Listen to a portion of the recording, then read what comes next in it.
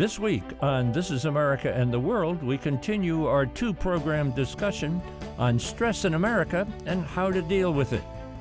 Our guests are all professionals in the field of psychology: Dr. David Kupfer, Dr. Vaile Wright, Dr. Jonathan Dalton, and Dr. Alfiee Breland-Noble. We get to choose how we think about things. That's something that we do have control over. And being able to talk to yourself in a healthier way, to not have an abusive relationship with yourself, is a really important thing that doesn't come intuitively to a lot of people. So talking to yourself in very specific ways can also be very helpful. But isn't nature of the human being to be somewhat critical of ourselves? You know, absolutely. That we're judgmental of our own self, and it's difficult to feel that you measure up. Yes, always. And I think part of what I try to teach young people is to put everything in a context that fits for you. So we can all work with patients and teach people how to take care of themselves. But I think if we don't speak to them in a language that resonates with them, it makes it hard for them to take it in. And so, for example, with many of my African American and Latino patients, their faith is a big part of who they are. And so talking about mindfulness, I really believe in mindfulness, being still and being quiet.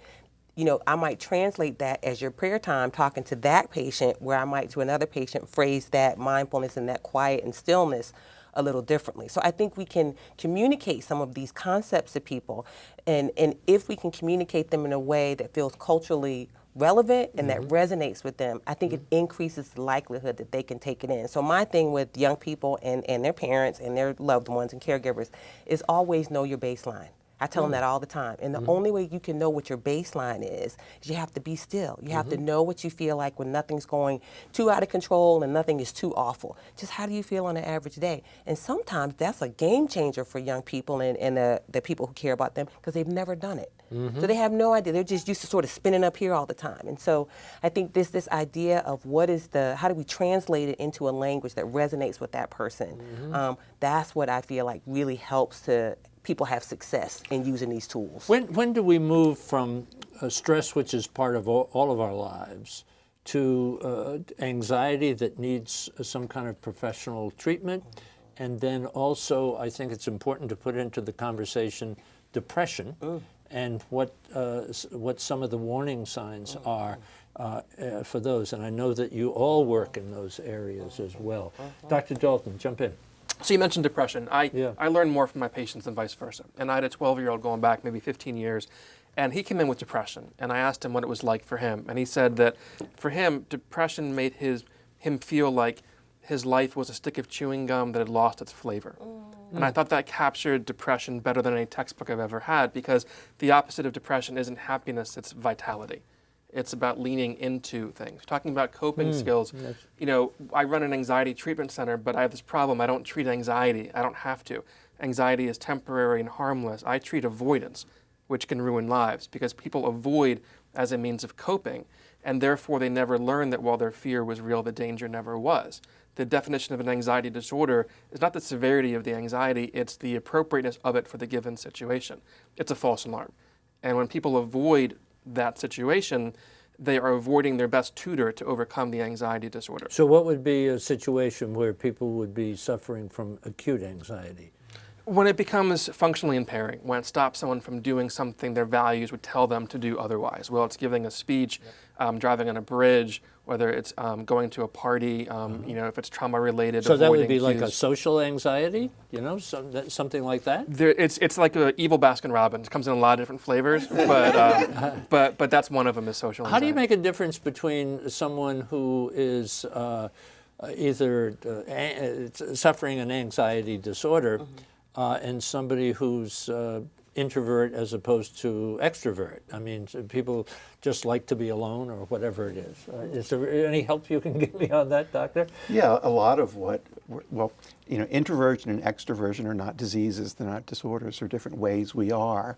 And there are people who, you know, a lot of what we do is help people accept who they are and find ways to cope effectively. Because if you're an introvert, you're not going to become an extrovert, and you don't have to, and vice versa. I think it really is about sort of where do you derive your energy from in the world, right? So if you're introverted, your energy is really coming sort of from inside of you. This is how I look at it. If you're an extrovert, you like being around other people, you like engaging because you take energy from the people that you're around. So as my colleague said, it's not necessarily one is bad and one is good. And I think in direct response to your question, what any of us tries to do is look at this whole list of symptoms, right? And think about the person in different contexts. How are they functioning in different contexts? And most of the time when the patients are coming in, there's something that drove that coming in. And that's where a lot of us start. And that's where you can get the best information to help you make an assessment. Now, I know nobody would say it, but generally, after I've sat with a person for 20, 25 minutes, I have a general idea of sort of where the diagnosis is going. I might not be able to confirm it in 20 minutes, and I don't think anybody would advise me to, but I feel like I have a good sense. What drives people into therapy? What do you find? What are the three main things that drive people into therapy? Their spouses, their parents, things not going well at work. Medical problems that are stress related, because somewhere close to 1/2 of the visits to primary care doctors are for stress related disorders. So a lot of people come to me referred by their primary care doctor saying, my doctor says I need your help for a gastrointestinal problem or high blood pressure or headaches or back pain. Sleeping problems? Sleep problems are major problems that are stress related. So these are symptoms of some kind of stress, right? Yes. Stress has psychological symptoms like worry, anxiety. Stress has physical symptoms. Okay. And the physical symptoms are some of the things we're talking about. Yeah. Back pain, there's a whole long list of medical problems. Heart disease is certainly, stress related for a lot of people. Gastrointestinal disorders, things like asthma. A lot of our chronic diabetes, a lot of our chronic illnesses are primarily from maladaptive ways of coping with stress. Right, and I think when I think about that, I think about when you look at, I'm just using this as an example, the significant cardiovascular problems in African American and Latino communities. And I think a lot of what the research says is that comes from the diet, right? That comes from the high stress levels that some folks in these communities are under, and the maladaptive ways of coping, right? So people are eating stuff that they shouldn't necessarily be eating. People are not, because of the stigma associated with mental illness, people are not getting the care that they need once these things start to crop up. And going back to my colleague's comment, people will come in for backaches, headaches, stomach aches, because that's acceptable. I'm not going to go seek out somebody like you because I'm having a mental health problem, because that's just unacceptable. Mental health. Yes. To put it under the heading of mental health? I cannot do that. Wow, we'll talk a little bit more about that on the other side. We have, this is just a wonderful conversation. 4 psychologists to talk about stress in America. New report by the American Psychological Association. They've been doing these reports for the last 10 or 11, 12 years. And the front page, the state of our nation, huge. Finances, huge.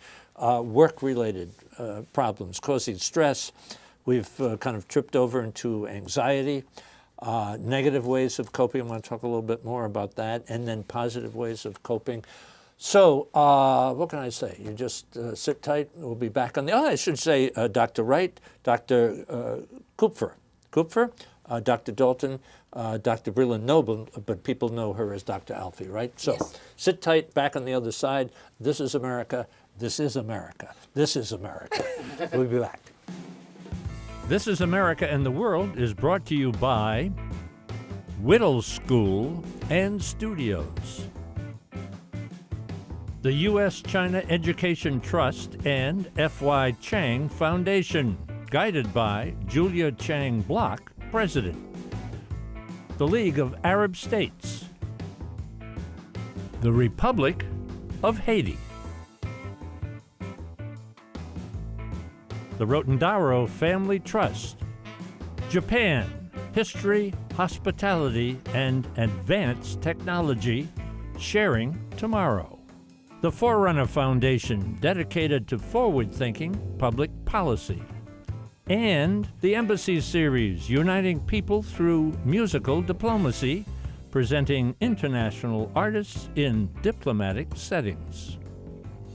So for folks who may not have seen the first half-hour program, I want to direct them to either our website, thisisamerica.net, Or This is America TV gets you to YouTube, and everything we do is posted on YouTube. So if folks didn't see the first half-hour program, want to go back and say causes, symptoms, negative. I want to talk about negative ways that people cope with stress, and then review some of the positive things that they could be doing. Dr. Wright, why don't you start us off? I think one of the most negative ways people cope with stress is avoidance. And avoidance can take a lot of forms. It could be physical avoidance, it can be emotional avoidance, and oftentimes individuals use substances as a way of emotionally avoiding. Alcohol, food? Alcohol, food, cigarettes, Yeah. Illicit drugs, prescription drugs.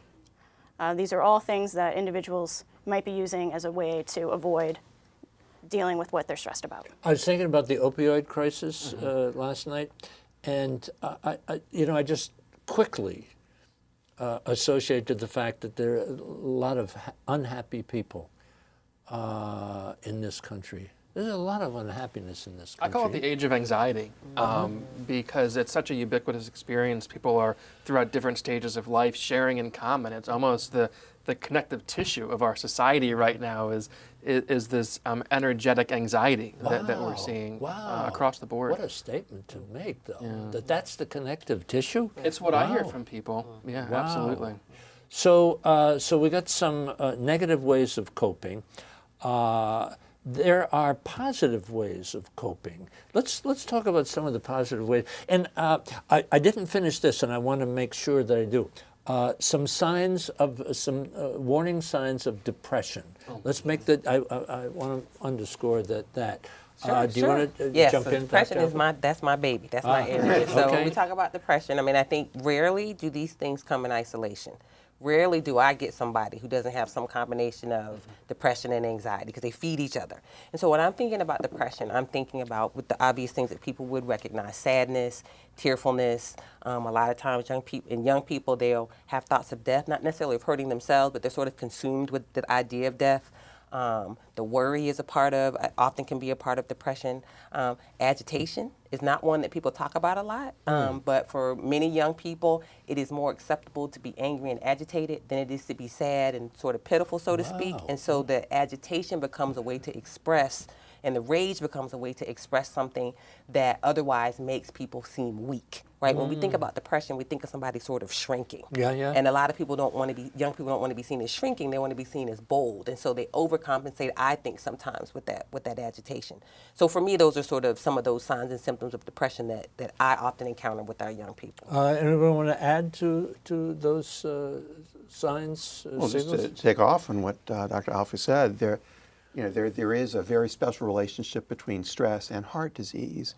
One is through this notion of coronary prone or type A behavior, and there are a lot of people who are chronically hostile and angry. They're very competitive, and they have what they term time urgency. They fight a battle against time, and no one has yet won that battle. But there's something about that that cluster of habits that makes people more likely to develop heart disease. And in kids and teens, we often think of depression, which, by the way, is harder to treat, unfortunately, as more metastasized, untreated anxiety. And so those two often come together as well. And if we can catch it earlier, we might be able to prevent that trajectory from reaching the depressive levels that it so often does. Something that David said in the first program, talking about the hostility of almost a tribalness. And I was thinking about, we're out of sequence as far as when this program will play, the vote. Dr. Ford and Judge Kavanaugh, and I'm not taking a side one way or the other here, but that has caused a lot of division in the country and a lot of stress, especially in our town, in this area. Well, it's beyond, it's not just our town. We humans have a problem, and the problem is we identify certain other humans as the other, whether it's racially, by nationality, by religion. And the reason this is relevant to psychology is that when you hate the other, there's no inner peace. You know, in our most recent survey, what we found was that 59% of Americans said that social divisiveness was a significant source of stress, and that went across party lines. That was Democrats, Republicans, and independents. So it's not just whether or not you're getting your way right now, it's the way that we're talking to each other, it's the way we're dialoguing that is causing people stress, so much so that a quarter of those that we surveyed said it was causing problems in their family.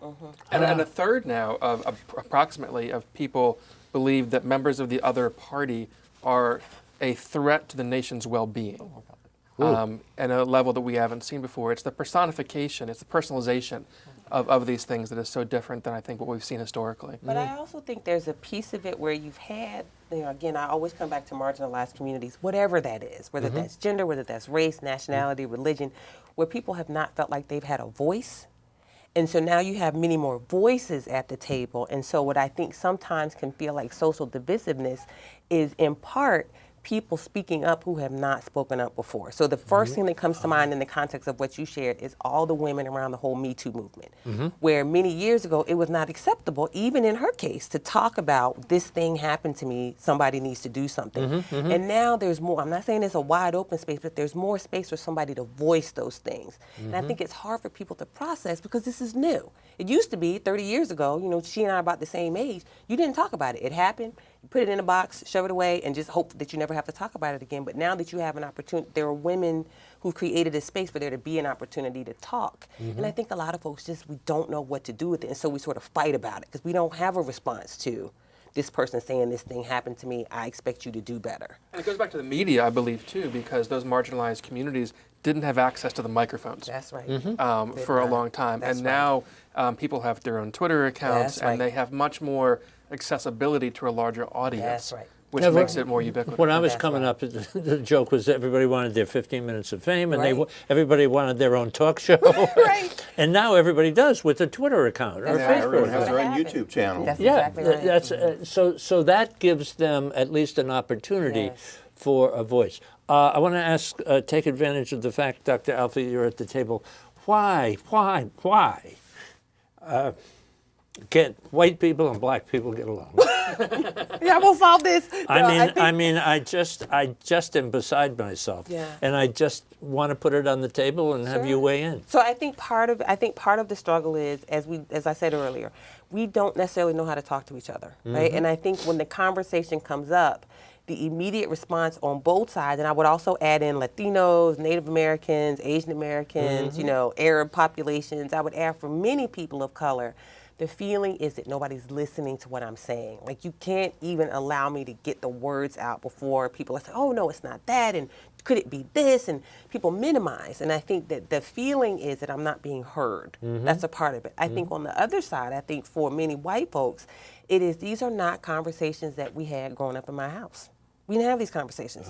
We took a colorblind approach. Everybody's equal. And that's what, my Generation X, that's what everybody was taught. Everybody's equal. Everybody's the same. I think about Schoolhouse Rock. I'm that old, right? It was, we're all equal. And I think part of is people don't have a language for having these conversations. So That's interesting. I think if people could have the right language, we could have these conversations. And there's this part that we've all talked about, being able to tolerate frustration. We can't tolerate frustration. So when the conversation comes up, people get agitated and they don't know what to do with the agitation, so we lash out at each other. We just cannot communicate. And I think that's not all of it, but I do think that's a part of it.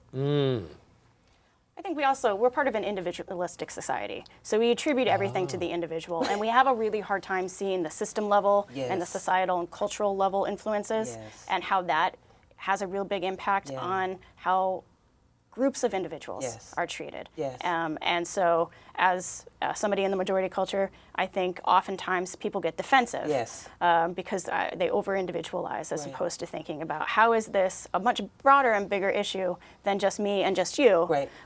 But then how do we talk about that? Right, and it comes back to this thing about when we talk about privilege, and they have these conversations about white privilege or heterosexual privilege or gender privilege and that type of thing.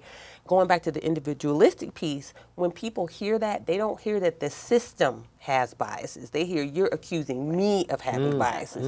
And I work for, as from the hearings, I work for everything that I have.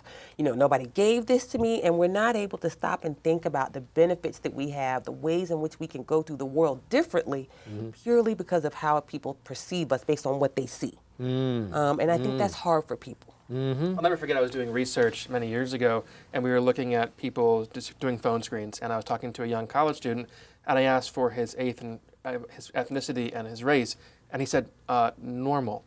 He didn't even know what it was.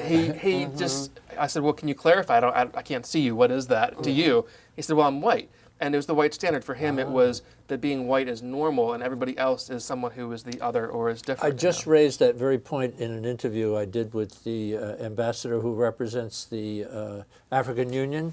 I read this recently, that so often African Americans specifically feel that they have to maneuver and spend so much energy fitting into a white society. Oh yeah, absolutely. I mean, from the way you wear your hair, the fact that I have locks, that's an issue, right? I have to think about how are people going to receive me having a natural sort of African-centric type of hairstyle. You know, when I'm getting makeup put on, worrying about are they going to have makeup to match my skin tone, right? So it's those kinds of things that people really don't generally think about, but you do sort of have a different way of having to function in the world. For people whose first language is not English, how are people going to receive me when they hear an accent?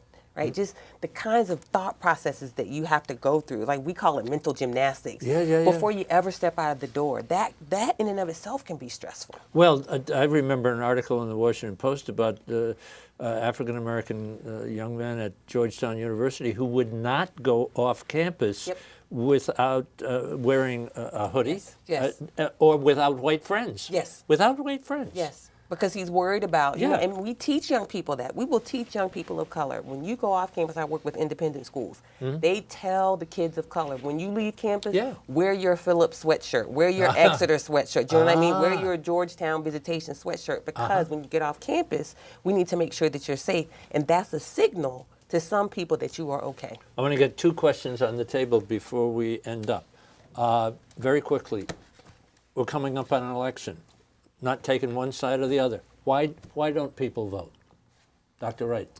Well, certainly what you see is that younger people are the least likely to vote, and part of that is apathy and the belief that they can't change anything.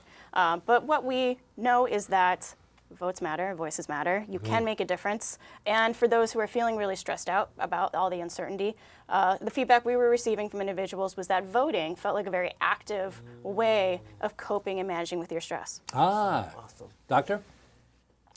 I think we're going through a revolutionary era. Like when I was young, like in the 60s, let's say, we felt like we had to tear all the walls down, break down all the institutions, and then reformulate them. I think the same thing is happening now, and that people don't vote because they've lost faith in democracy as an institution. Dr. Dalton. I would add to that logistical constraints. I think a lot of people, we vote on a Tuesday, and that was designed many years ago for a different era. And I hear that a lot from people that are, you know, have a lot of balls in the air that they're already juggling, and the idea of having to do that is one more. So I think all of what you said is true, but I would add logistics. Saturday, Sunday would be preferable. And I Dr. think some systemic issues. I think that I've heard many people of color say that what they're witnessing now around politics feels like what they witnessed in the 50s and 60s. And so there's this feeling that we're sort of going backwards. So I'm not going to vote because it's not going to make a difference because we've gone backwards this far, so we're probably going back further. Second question. You've been around the business for a long time. You're a psychologist. What's the single most important lesson you've learned in your life so far? Value yourself and recognize that you matter. Dr. Dalton? Persist in the presence of distress. Courage is what you do, not what you feel. Courage, action, huh? Dr. Kupfer? Be flexible. If one thing doesn't work, try something else. Dr. Wright? Live a life worth living. Live a life worth living? I would assume, we thank Sophie Bethune at the American Psychological Association for putting all of you together, working with our producer, Jake Krager. This is an amazing experience for me. I'm sure that if they do a Google search, they can find this report. You can go to stressinamerica.com. Stressinamerica.com, it's that simple. And you folks respect the American Psychological Association. Good people over there. Thank you for offering your words of wisdom at the end, and a terrific conversation that we've had. Last word, one word. Love. Hope. Gratitude. Vote. I love it. Just a fantastic conversation. This is just terrific. In the control room, say thank you, Jake. For information about This Is America and the World, and to watch all of our programs, visit our website, thisisamerica.net, and look for us on Facebook and Twitter. You can listen to all of our ambassador interviews on our podcast, The Ambassador Series. It's available on our website and iTunes. This Is America and the World is brought to you by Whittle School and Studios, the U.S.-China Education Trust and F.Y. Chang Foundation, guided by Julia Chang Block, President, the League of Arab States, the Republic of Haiti,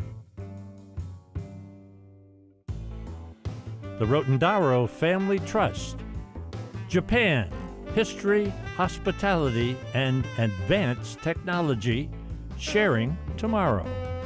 The Forerunner Foundation, dedicated to forward-thinking public policy. And the Embassy Series, uniting people through musical diplomacy, presenting international artists in diplomatic settings.